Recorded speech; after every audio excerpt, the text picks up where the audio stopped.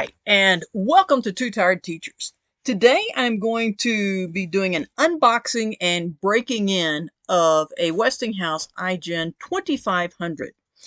And we have the 2200, and future videos I'll be doing a comparison between these two and running them in parallel, which is actually why we got them. One of the things I like about the Westinghouse is they send you everything you need except the gasoline. So this comes with the oil, a funnel, a spark plug socket, and a way to turn that, as well as a flathead and Phillips head screwdriver. So, and this new one came with a nice little case, and I liked that. I did not realize that the concept of breaking in an engine was so controversial, and my thoughts were it's not going to hurt anything to do this, and my goal is for this generator to run at optimum capacity as long as possible. And so essentially the break-in involves a lot of oil changes. First thing I'm going to do is remove the spark plug, and I am going to pour about 2 tablespoons of Marvel's Mystery Oil directly inside. Then replace the spark plug. You do not want to attempt to start the generator with all of that dry. You want to make sure that it is lubricated well. Then, once I have taken the side panel off and added oil into the oil fill, I know people say you can do it with just 1 or 2 cranks. I'm going to go on and slowly pull the cord.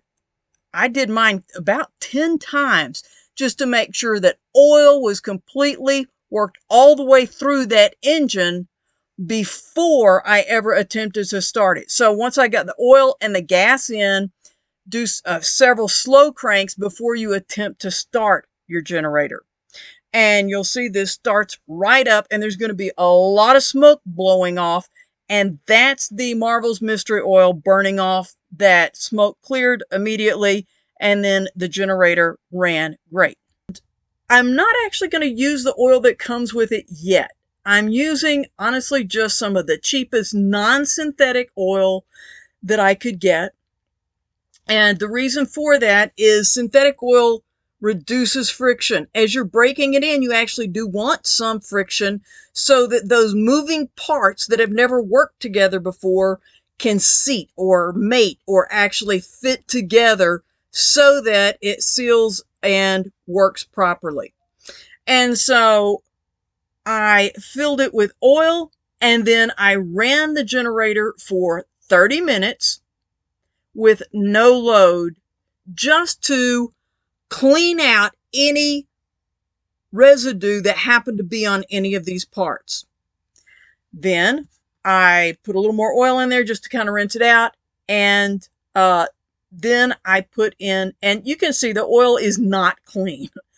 The next oil change, I put in some more of this cheap oil, and I ran it for 1 hour under half or less capacity.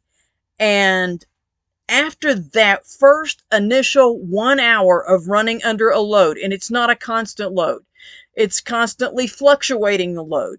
Space heater is a pretty good thing to use. It does pull a load, turn it on low, let it run for a minute or two, turn it off. And yes, I literally did babysit the generator by turning it off, turning it on, and letting that load, hopefully any impurities that are breaking away are then settling, then turn the load back on, and constantly doing that.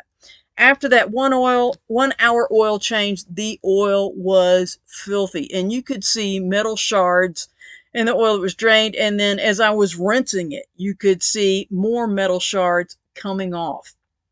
So this was definitely a good thing to do. Once I emptied that oil, that was oil change number 2. For my next oil change, I went 2 hours running it at half capacity or more, and once again fluctuating it. This time I used some yard equipment, so a weed eater, which Power tools are also good things because it's not a constant load. The weed eater, I'm turning it on, I'm turning it off, I'm turning it on, turning it off. Same thing with the hedge clippers. Used it, actually, real life application there, and for 2 hours allowed the generator to fluctuate capacity, whether I was running, you know, the weed eater, or then if once I finished with the yard, I once again went back to the space heater.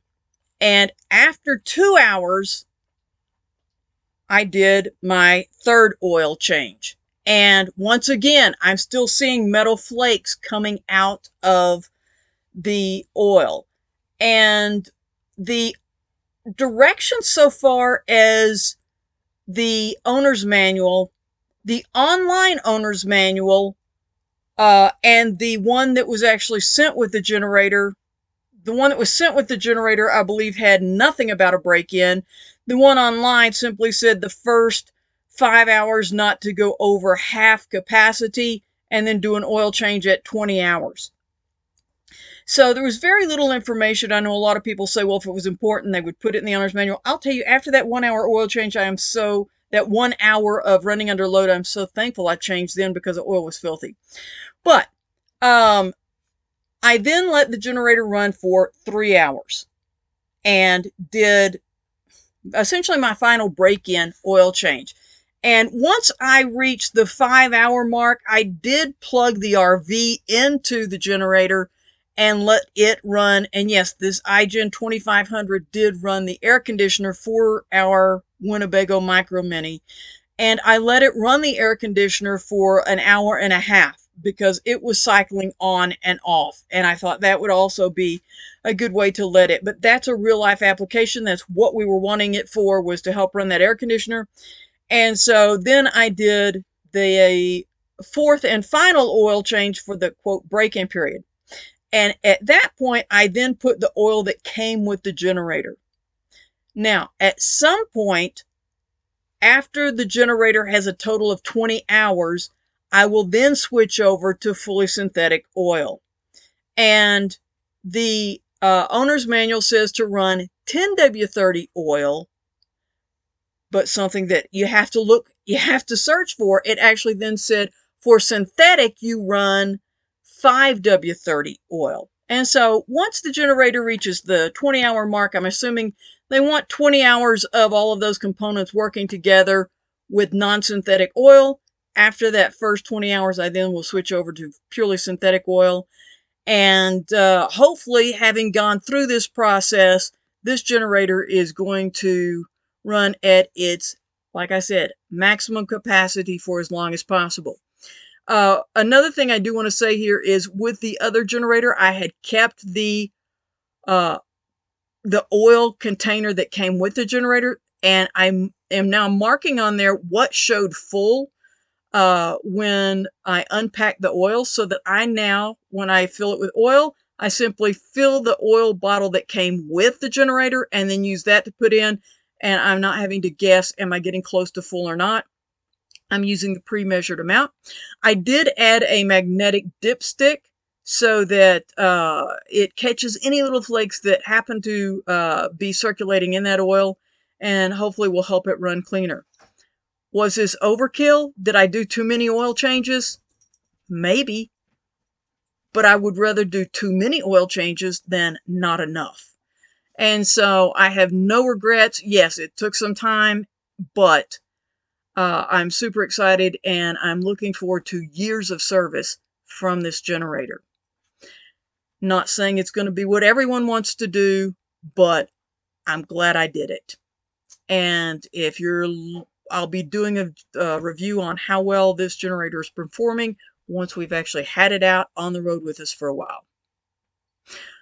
If you're looking at breaking in a small gas-powered engine, hope this video has been of some assistance. Thanks for watching Two Tired Teachers.